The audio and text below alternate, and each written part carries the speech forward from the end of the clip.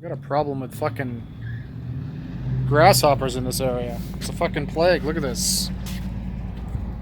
Jeez.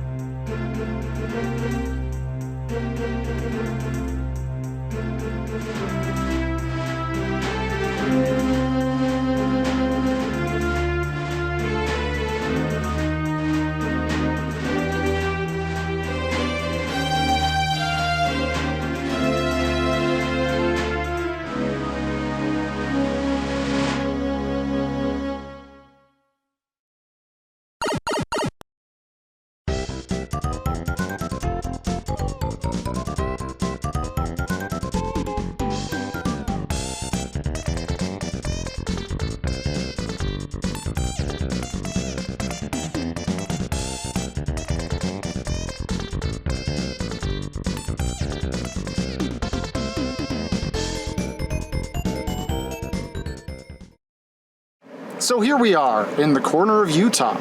So I've been driving through Utah for a while, and I saw a lot of very pretty mountains and mesas and stuff that were probably worth stopping at, but I'm not really a nature kind of guy, so I didn't stop at any of them just to, you know, say, haha, Utah. But I did stop at the Dinosaur Museum, which is right behind me. Looks kind of small, probably kind of cheap, probably not that great for anything that's not a small child, but haha, Utah! Welcome to the Utah Dinosaur Museum. This was the first dinosaur museum I've ever bothered to go to, because while dinosaurs are cool, I don't think they're cool enough to go out of my way to go see. Now, being Utah, I don't expect that this place is that huge, and I don't really have anything to compare it to really know if the ratio of real fossils to little models and big models is like lower, or if it's just lower in general in what it's got. But for my first dinosaur museum, I felt it was pretty cool. Cooler than I expected for reasons we'll see later. We start off here looking at the small stuff because that's the least interesting stuff. We didn't come here to look at little tiny things, we came here to look at the big things. Here's a bigger thing, but not big enough. I know what you really want to see. You want to see those big models, those big bones, and here they are. Or at least some of them. There's bigger ones later. So I know nothing about dinosaurs, so I can't even tell you what this is. Luckily, for several of the things I look at, I bothered to look at the signs, so now I can tell you this is an Allosaurus. Here's some sauropod vertebra. I know that because of the sign.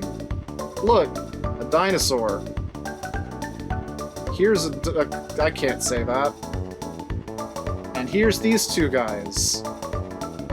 If I were to talk through this whole thing, this is basically all I'd be saying, but there are some notable things I want to talk about later. So for the most part, I'm just going to let you watch in peace and look at dinosaur stuff until I have something to say.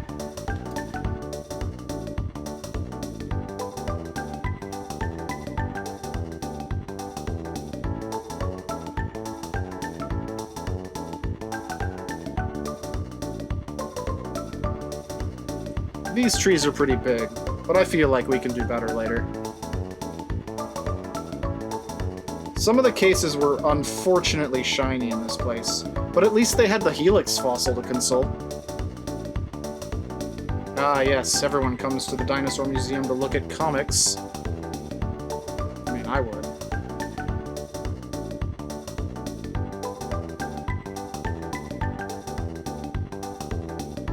Look at these happy smiley guys.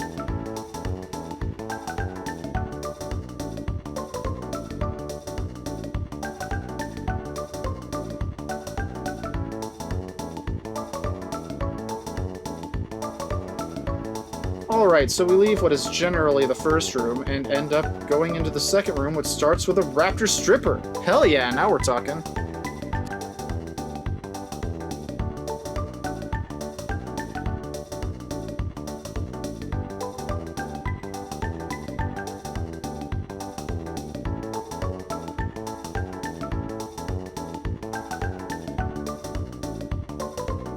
I think this boy was my favorite of the fake models of dinosaurs. Probably because it was the biggest.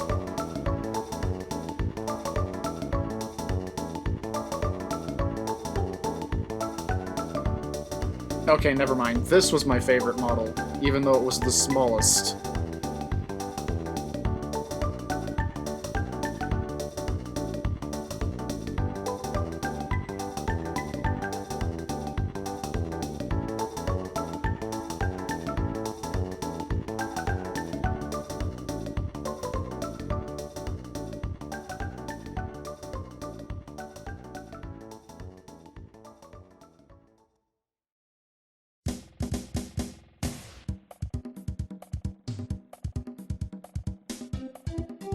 And this was my favorite thing in the entire place. A bunch of dead birds with the angriest bird I've ever seen on top. Look at this guy. He's like, motherfucking caw! Caw, I say!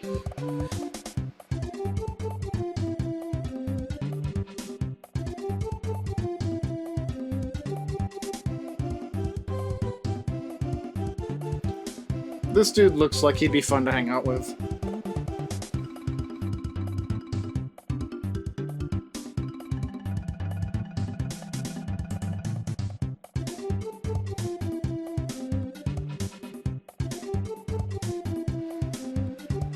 Alright, so going out of the second room there, we end up in a liminal space. We haven't seen one of these in a while, but there was this super dark room with a broken TV and a couple of benches.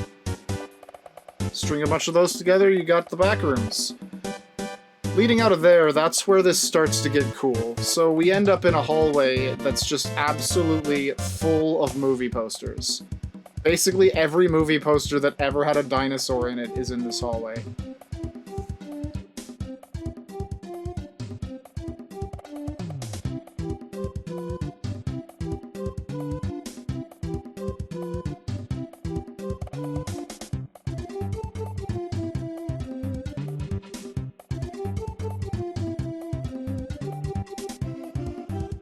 And I know you've been looking for it, and yes, in this giant hallway of movie posters, they do have the most well-known dinosaur movie, We're Back. Just kidding, it's over there. Alright, let's start getting to the cool shit. First, we have some actual stuff from the King Kong movie. Then we've got this cool, like, example set of a stop-motion setup where they, like, have the foreground and the background, and then the thing they're actually changing in between it. And the camera would be right here taking pictures. Pretty awesome. Then we have the actual King Kong Brontosaur, or what's left of it anyway, and the picture of it on the wall. Going in from there, we have our T-Rex. Every dinosaur museum has to have a T-Rex, so let's get a good look. Hell yeah, let's look at it from the front. You know it, baby. Pose for the camera, and let's get this side. Aw, yeah. But it wasn't the T-Rex that made this place cool, it was this room next to it. Look at this glorious room. This room had a whole bunch more movie posters, because the hallway wasn't enough, and a bunch of different, like, movie props, or at least models of the props.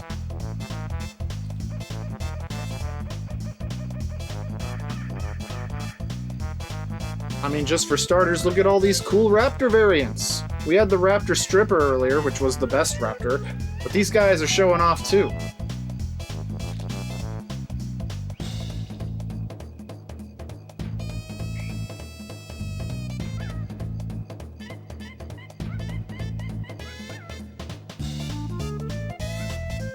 And we had this guy, who was actually from a movie, but I don't remember which one. It said at the base, and I'm pretty sure I took a picture of it, but I'm not gonna go look for that picture just to find out and say no. Maybe it'll be at the end of the video. Who knows?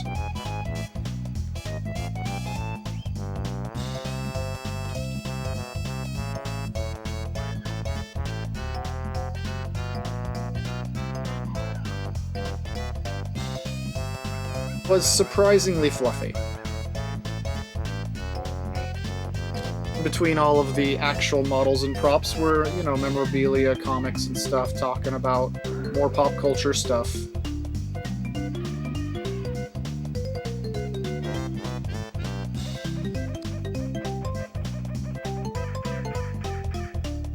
Cool giant crocodile head! Does that count as a dinosaur? I guess it would, if it's giant, you know? And here we have King Kong and Godzilla comics, talking about turning movies into comics instead of the other way around.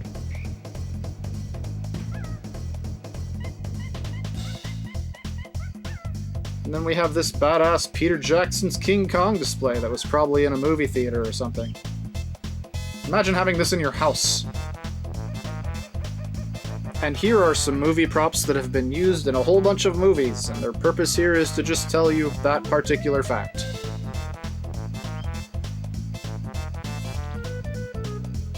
No, really, here's that fact. So, leaving that room in front of the T-Rex, we had one more room to see that had this really cool specimen here. Very nice. Very nice.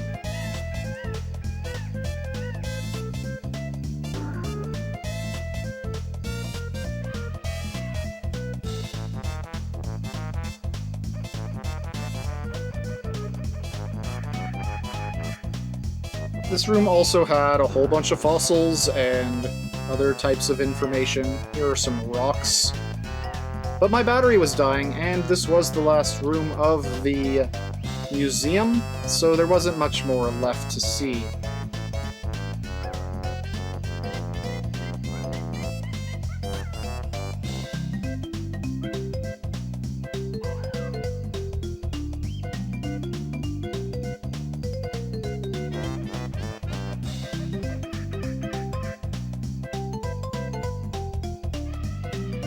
And one final shot of some tracks on the wall. I do a little bit of a circle around and show the information on them, and then my battery died, so this was the last thing I recorded. Overall, I thought the museum was pretty neat. There's probably neater ones out there, but for my first, it was pretty good. Especially that room with the movie stuff. That wasn't all I did that day, though. After a bit of more driving, I found myself at the Cedar Shack, where I got myself probably the best quesadilla of my life, and saw some really cool mountainy stuff going on. And that was about it for Utah.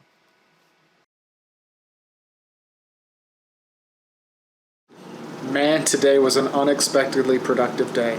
I expected to drive from Fowles to this here hotel that I'm currently in and do fuck all until I leave tomorrow and go to see the Grand Canyon, which was the only place I expected to see for pretties, you know?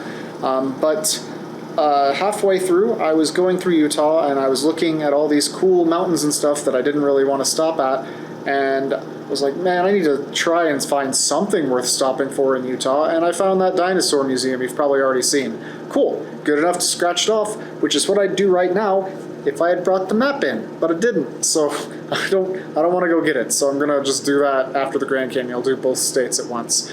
Anyway, after the dinosaur museum, I needed to go get food, so I stopped at the nearest place that wasn't McDonald's, which turned out to be the Cedar Shack Cafe, and I was expecting it to just be some little town place, and it turned out to be some weird resort place next to a whole bunch of cool mountains, which you've probably also already seen.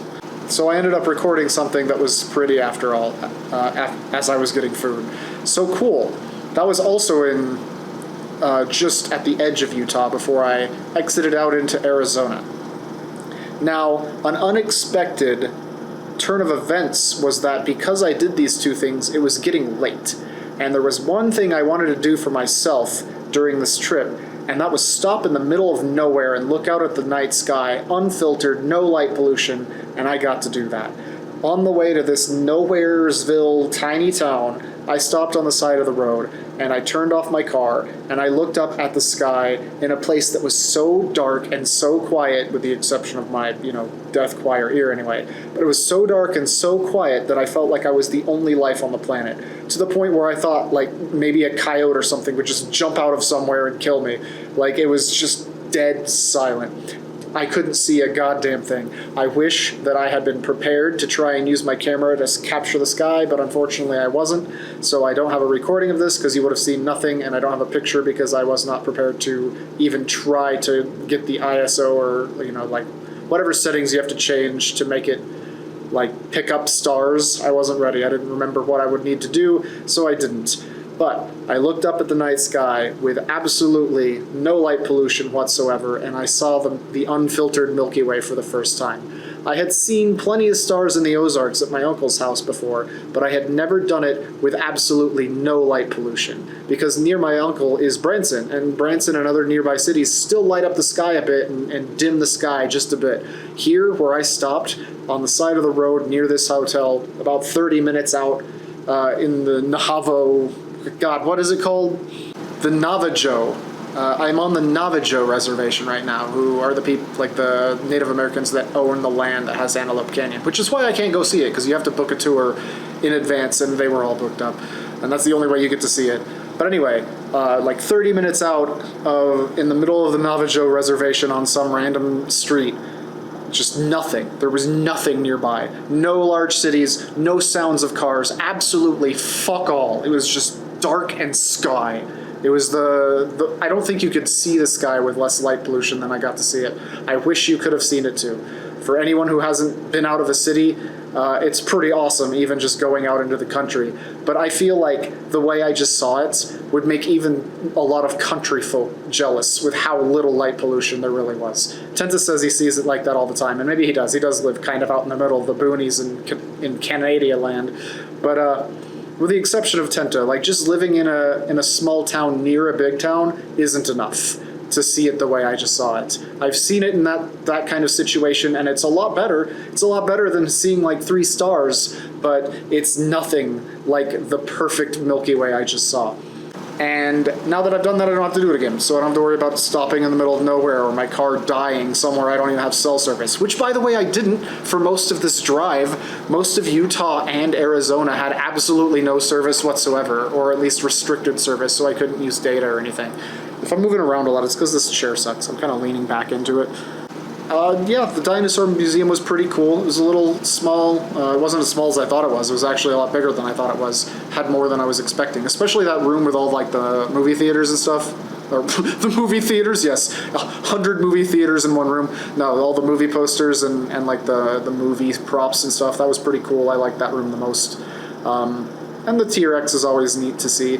I haven't really ever gone to a dinosaur museum before because I don't really care that much. So this was my first, therefore the biggest I've ever seen, but I know they get way bigger than that. This was just some small town thing that I wanted to stop to just scratch off a state.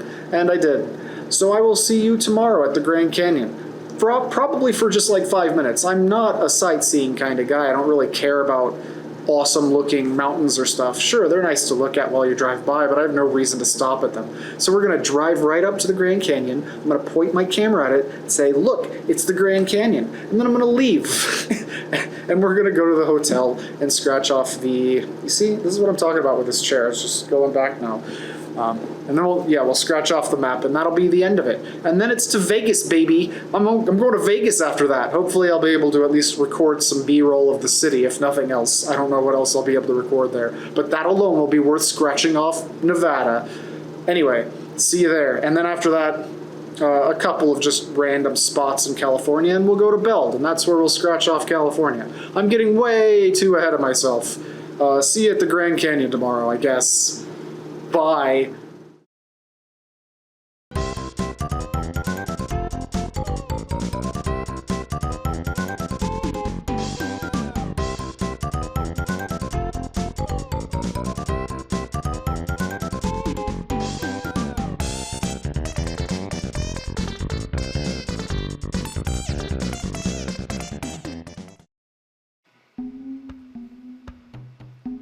Hey, look!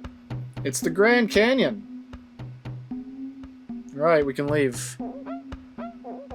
Actually, even though I said that, I didn't leave for the entire day.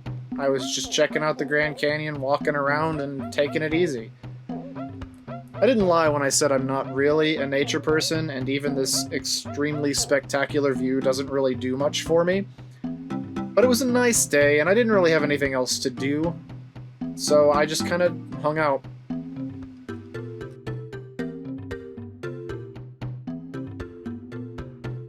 Shout out to this weird bird who saw my car and thought that it was too dirty and decided to start picking dead bugs off of it because it was very covered in dead bugs. The amount of bug death on this trip was insurmountable. Also, I hope you like a lot of panning shots because that's almost all I did. What else would you do with a view like this? Oh right, you'll do the zooming in shot. This was me just testing my skills with manual focus and trying to catch birds flying around, and I thought I did a pretty good job.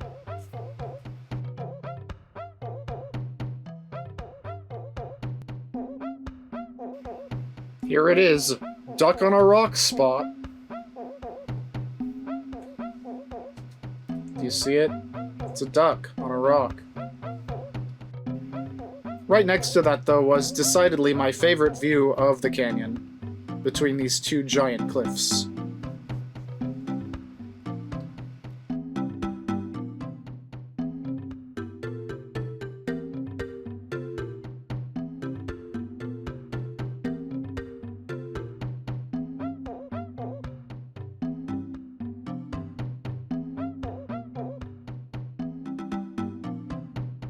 See this little bitch? He was following me throughout the entire park, everywhere I was walking, which was cute until I learned later that it might have been because he had rabies. Everybody was getting all up in these squirrels' business, and they could have been bitten and killed.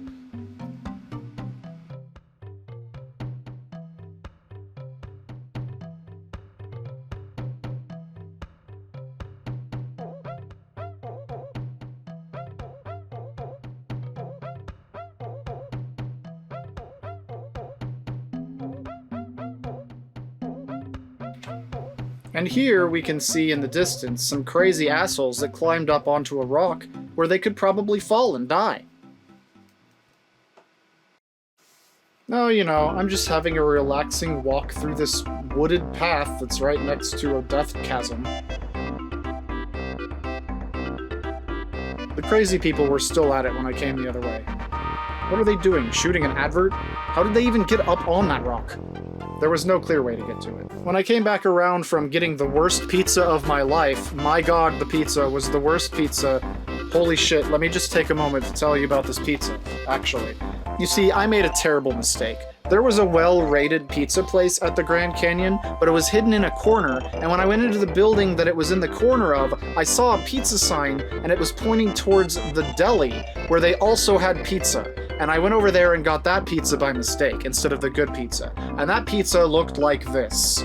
This pizza tasted like somebody had found it in a school cafeteria from the 80s. I don't know how they fucked it up this hard. The bread was fine. You could tell this pizza was made today because the bread was edible. When a pizza gets a few days old, the bread becomes like, you know, a rock. The bread was fine, but everything on top of that bread was like, it just turned to dust in your mouth. And why were they even selling this terrible pizza anyway? They had a whole bunch of other stuff at the deli and a pizza place in the same building that made good pizza. Why would anyone want to go get this pizza when the good pizza was right in the corner? It was a trap. It probably cost as much too. It was the first pizza on the Greg's Pizza scale that was actually inedible to me, and I couldn't even make myself finish the second slice. I had to throw it away. I could not do it. I've never had a pizza I couldn't finish, until now. Anyway.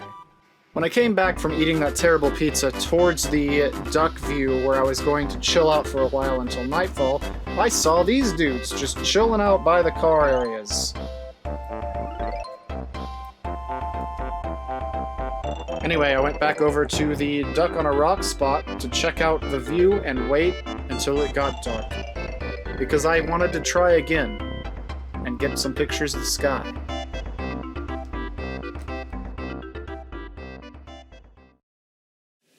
So as it turns out, I ended up staying at Grand Canyon all day long.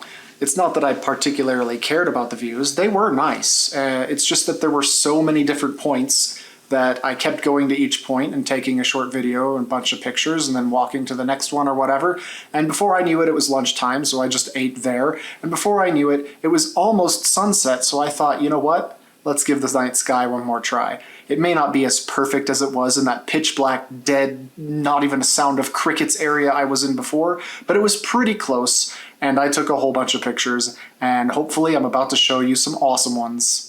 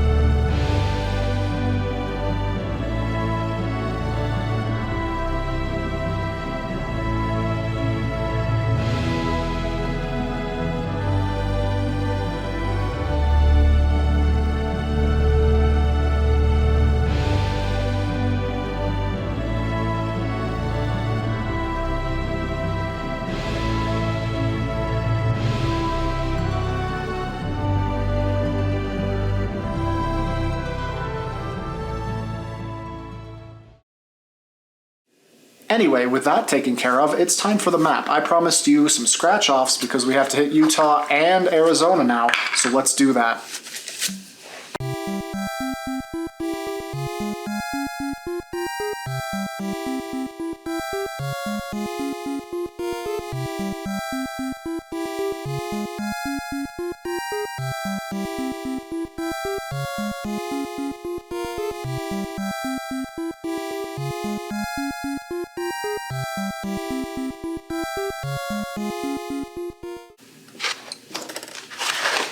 And there we go, one Utah scratched off. It looks like they have a volcano, or maybe a really stupid hat. I'm not sure what that is, but there it is. All right, now it's time for Arizona. Let me reposition the camera.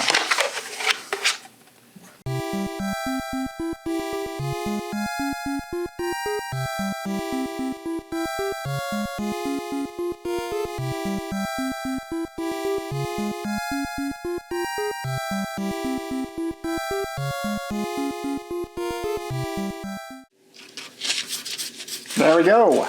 Arizona scratched off. Is that blurry? I think that's blurry.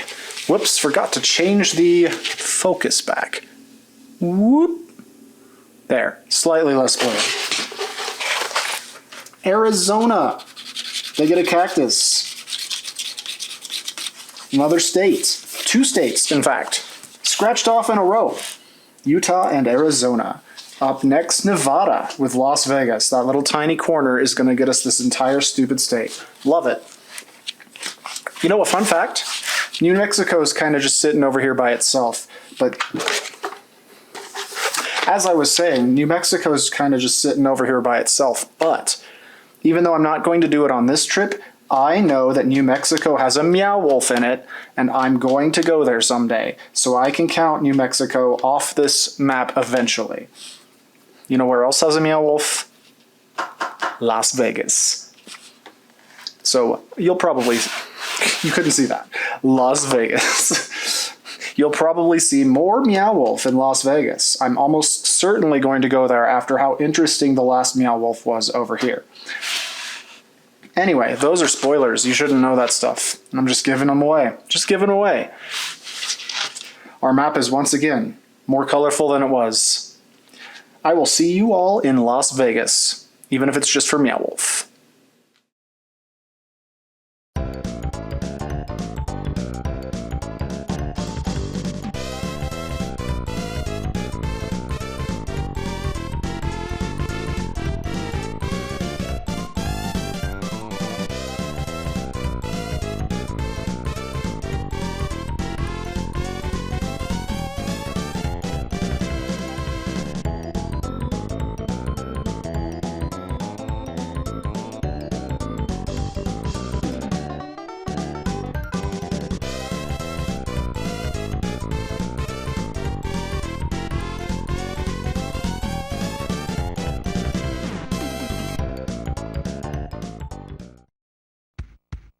Vegas, baby!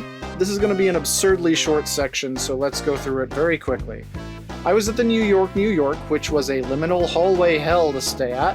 A couple of notable places I ate were the Hard Rock Cafe, although why would you eat at the Hard Rock Cafe when you can eat at the fanciest Denny's right next door, to be honest. Regardless, they made probably the best Philly cheesesteak of my life. I also ate at Egg Slut, which probably made the best egg slut of my life. Also the only egg slut of my life, but it was a very good sandwich. Anyway, I found the Strip to be very safe and comfortable to be around. I didn't expect that. I thought it was going to be a crime-riddled shithole, but at least this one street, they must invest a lot of security into making people feel safe with their money. I did not get accosted or approached by anyone except one random woman who gave me a bunch of porn. They were cards of people that you could hire to escort you around and so you wouldn't be lonely. And of course I gambled. The end. No, really, that's all I recorded from the Vegas Strip. I told you, absurdly short. But there were 2 other things we did that are also absurdly short. Area 51, home of Meow Wolf Las Vegas. Omega Mart. Unfortunately, they stopped me at the door and made me leave my camera in my car, because they're assholes, so this was all the good cameras saw before I ended up at Meow Wolf proper. Meow Wolf Omega Mart's whole gimmick is that you enter into this fake store full of really goofy goods. You can actually buy all of these, but they're just kind of display products. They're not real. They're empty. And it's an interesting concept, because there's a slight story of everybody wondering where the guy that invented Omega Mart with all this stuff got the stuff, because he seems to have an infinite supply of stuff. And that's when you find the portals, such as this one. This Omega Cola or whatever leads to a portal that leads to the back rooms. Now the back rooms are very much like the other Meow Wolf in that they're all trippy as fuck and out of this world, because he was going to alternate dimensions to get his stuff, and as the tagline on the store says, savings at any cost. The things he was doing and the places he were getting these things from was like destroying the world and making mutants and stuff like that. But I won't get into the lore too much, and I will instead say that Omega Mart was a little bit of a letdown, as I'll talk about later. It was much smaller than Convergence Center, and the whole Alien Worlds thing worked better in Convergence Center. I do want to shout out this MIDI fighter that they used for this game. I wasn't expecting to find a MIDI fighter in this place. But the reason I don't like Omega Mart as much is that it was 90% vibe rooms. In Convergence Center, there were vibe rooms, but there was a lot of weird stuff to look at and a lot of interactive stuff too. In Omega Mart, there was much less of that and more just the vibe rooms. Now, I may have explained this before, but what I mean by vibe rooms is that it's just playing some chill music or whatever and showing something like this. Now, this is cool, but that's all it is. It's just kind of cool. So you look at it and then you move on. While the coolest room in the place was in fact a vibe room you're about to see here in a second, when that's all there really is, I felt like I had seen everything in less than an hour, whereas with Convergence Center I took several hours and felt like I missed out. I'm going to repeat myself later and talk about that. But nonetheless, this right here, coolest vibe room in the place. I loved this room, I had to come back twice. And that's about all there was for Meow Wolf, so I'll just leave you with this vibe room for a minute, and we'll move on to the last 40 seconds of Vegas.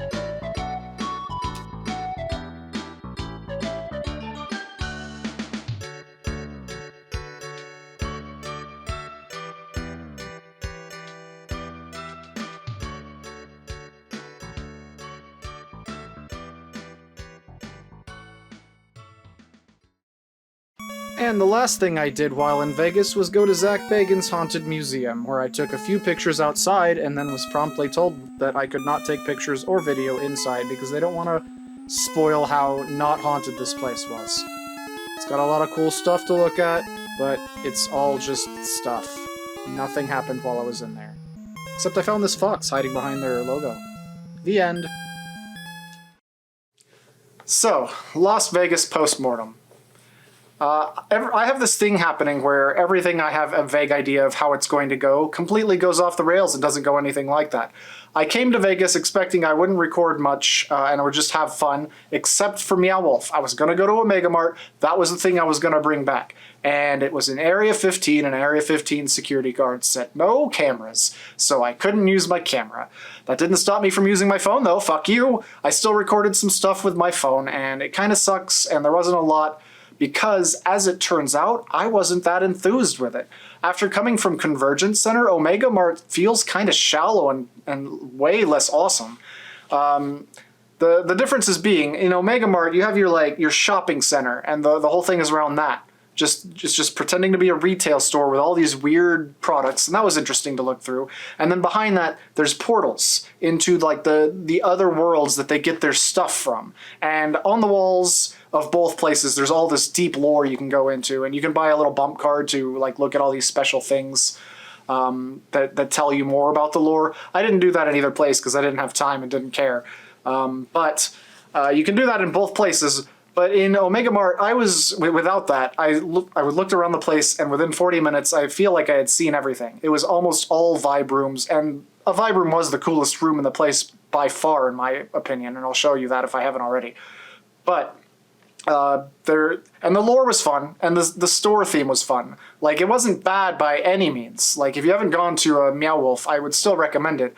But if you can only choose one, I would absolutely recommend Convergence Center over it, because Convergence Center, I was in there for like almost 3 hours, and I still felt like I missed out, and I didn't even buy the bump card. There was even more with the bump card. Convergence Center was just like the same thing, except bigger. The thing of Convergence Center, if I didn't already say, was basically... instead of the store and the portal with all the stuff that they're getting in scientists, you had 4 different worlds that had merged into one, and they kind of had like pathways in between them. So it was just 4 different overall vibes with weird rooms in each of them. And I don't know, maybe it just meshed with me better, or maybe it was because it was a bit bigger, but I loved that way more than I did Omega Mart. I still liked them both, just Omega Mart was like having a super amazing strawberry shortcake shake mistake and then going to a vanilla, like a vanilla shake with nothing in it. That's what it felt like. I guess I just went to them in the wrong order. But anyway, very little recorded from there. So the only other thing I did on day one other than Omega Mart was, both before and after it, I was just hanging out here in New York, gambling. And I spent the entire night gambling, and I didn't spend a goddamn dime. I would win a little, I would lose a little, I'd lose a little more, I'd gain a little more, and in the end I basically evened out. Except not really, because I got comped my resort fees, because when I came back up to my room, surprise, the water had exploded, and floors 3 through 15 had no water. So I went back down and bitched, and they comped my resort fees. So not only did I not spend anything on gambling that night, I also spent less on my room than I was going to. So I made out like a bandit. Night 2, not so lucky. That was more what I was expecting. I spent about $300 and just had fun playing games and losing it all. So that was within the budget. I wasn't really worried about that. Most people come here and spend way more. $300, who gives a fuck? That has been most of today. But also, I went to go see Zach Bananas, whatever his name, Zach Bagan, I think it is. Zach Bagan's spoop tour of his like spoopy haunted mansion. And that was interesting. It had a lot of cool stuff to look at, but not a single spoop in the place. I went in there hoping to be scared shitless and have like a ghost come out and just yell at me and just scream about how my life sucks. I didn't have a single goddamn thing happen because I don't think any of it's real. Everybody else around me was getting unnerved, but it's just like...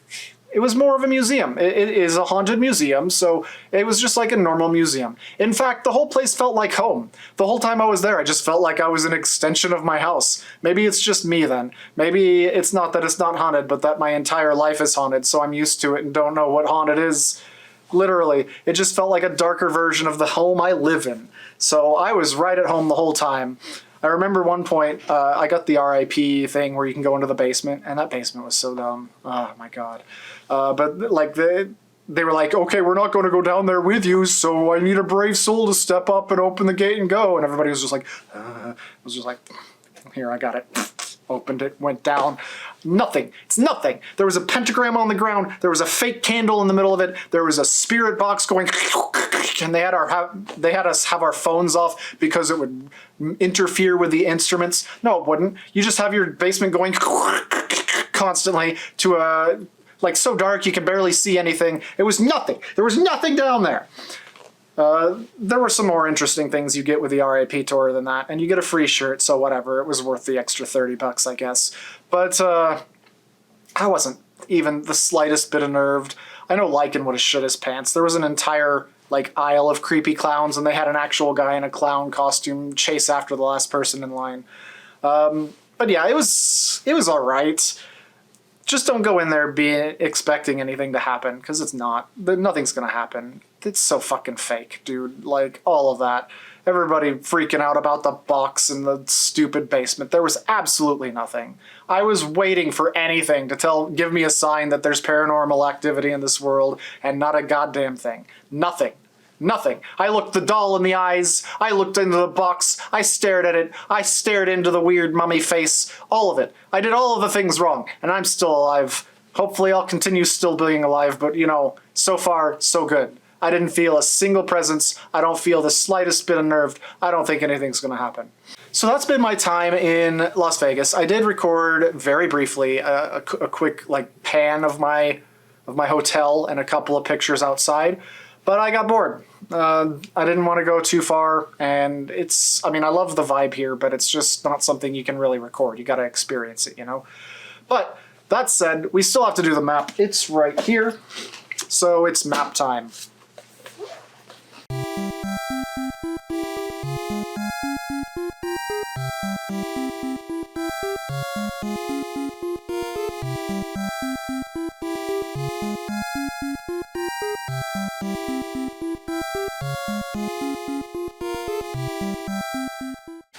So there it is. I'm calling foul on this one. I'll have to do it later off screen, but I'm gonna call him. But look, we got all these things that have like freaking, you can't even see this. We got all these things that have like a symbol, and then we've got this which has Las Vegas twice. This is not a symbol. You can't do that. You can't do that. That's not the same. Literally nothing else on this map. Everything has like corn or football or the Statue of Liberty, some sort of landmark, or like the Abraham Lincoln beard or a volcano. This is just a sign. It's not colored in. It's not an icon. You've cheated me. You've cheated me. I guess it's better than nothing though. So yeah, there we go. See you in California, I guess. Yep. Next stop. You won't be seeing. I'm going to... Well, maybe you will. I'm going to go to LA. I don't expect to record anything there. I don't even expect to successfully get through the traffic. But I'm going to LA, then I'm going south of LA for something you probably won't see. A little personal thing. And then it's up to Beld. And you will absolutely see Beld. And we are absolutely going to see something cool near Beld. And that by itself would be worth California. And then I'm going north, and... That's basically the end of the trip right there, really, as far as the expedition goes. So we're getting towards the end of this. There'll be a few more things, probably, on my way home that you might get to see. But we're basically nearing the end of this entire massive trip that we've had. Look at this map getting more and more colorful. We've gone through so many states on our journeys. So many. Get out of the way. We're looking at states. Yep. So I'm going to go dust this shit off and then put this back in my car so I don't have to do it in the morning. And tomorrow morning, it's off. Off to the races. Going towards California. Oh my god, I need to book a hotel. I'm going to go do that tonight too. Anyway, bye!